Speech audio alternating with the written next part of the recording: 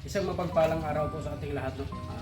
Ngayon pala po na nabili po tayo ng mga materyales, no, para sa mabahay natin. No? So, ayan na po yung mga materyales. No? At bili po natin yung mga kahoy na in-order natin na mamaya pa dadating yun. At may mga simento doon. No? So, bukas sisimulan po ang pagtrabaho. No? Ang pagpatuloy na pagtrabaho po itong bahay. Para po itong bahay, pinagawa po ito ng aming sponsor, no? Para sa aking mga kasamahan na gusto pong pumunta dito at may matirhan din sila. So ito yung mga hero gamit. So ayan po, no? Tatapusin ko yan. So dito po, may extension pa po dito, no? Lagyan ng dito, bubong para sa motor, para sa mga motor, mga samahan natin magtambay sila. Ito yung daanan, no? Ito yung daanan na punta doon sa kalsada, so, para papasok yung motor. So yung sender, siguro mamaya pa yung darating. So maraming salamat po kay Ate Nancy, no? Maraming salamat po kay Ate Nancy, no? Sa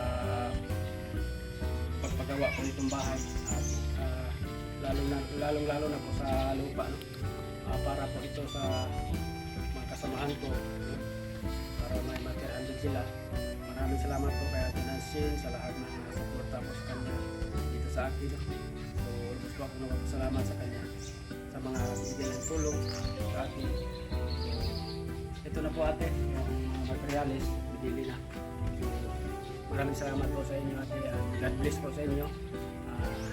Dahil sa inyo, nakapagpatuloy kami. Kami po ang team padayo ng Zamboanga del Sur. So, ayan po, siguro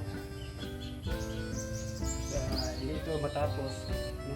Dahil kulang po sa budget, unti-unti yun lang ito, no? Tapos kasi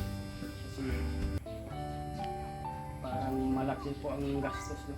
Ang paggawa ng bahay dito sa basta, malaki po ang gastos pag gumawa ng bahay.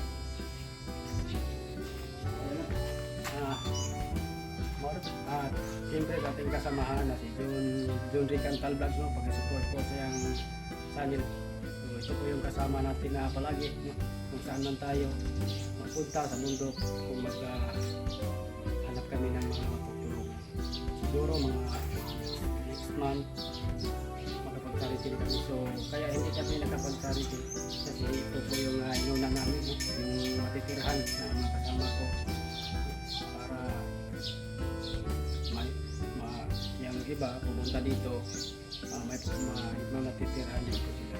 So, maraming salamat po sa lahat ng suporta, kaya lalo na sa ating major sponsor kaya Ate Nancy. Thank you po ate. God bless po sa inyo.